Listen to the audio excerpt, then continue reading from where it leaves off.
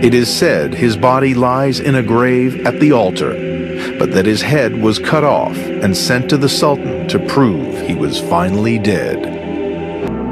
His last resting place remains a mystery. Transylvania, a land on the outermost fringes of Europe. It is dominated by sweeping mountains, shrouded in mystery and legend. It's not as it would have been in Vlad's day. We can now reveal Dracula's birthplace as it looked when he was born.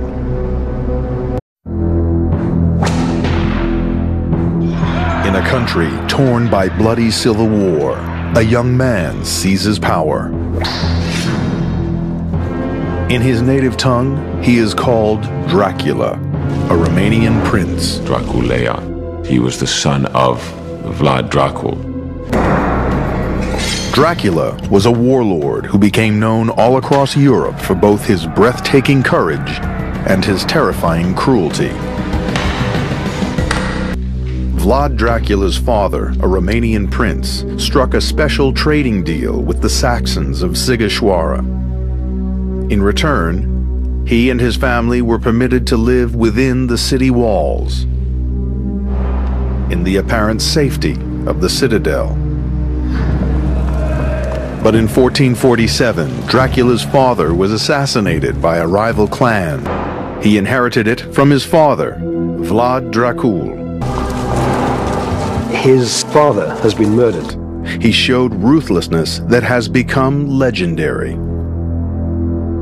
There is no doubt that the only way Vlad could get rid of the boyar and cement himself in power was to kill them all.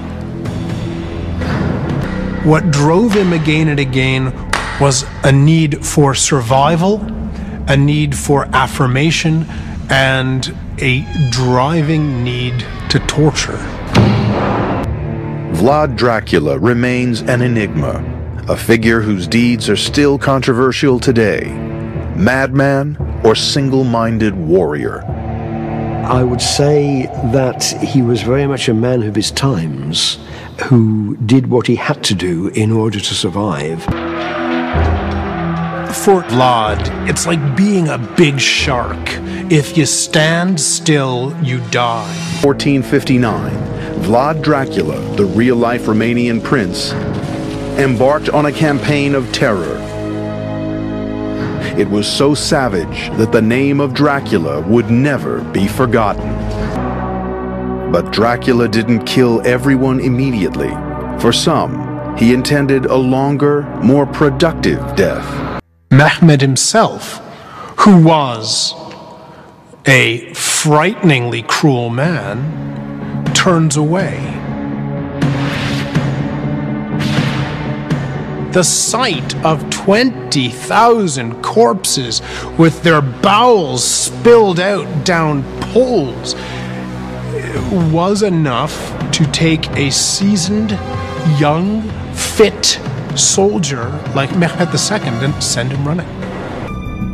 The world of the real Dracula was bloodthirsty and treacherous.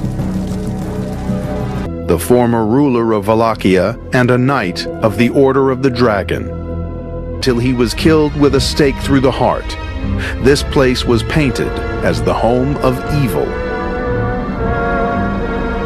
The purpose of these pictures is clear: to forever associate the name of Dracula with evil.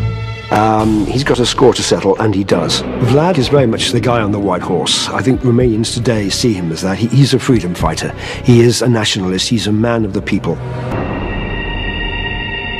Known as the Impaler after his favorite means of execution, Dracula is said to have burned, boiled, disemboweled, and tortured his way into the history books. But he also left an enduring legacy, not just in blood, in brick, mortar, and stone. He constructed palaces. He founded the city that was to become his country's capital. He also built one of Eastern Europe's most breathtaking mountaintop castles. Now, the lost world of Dracula will be brought back to palaces, castles, and fortifications. They will be seen again as they were in the time of the infamous Impaler.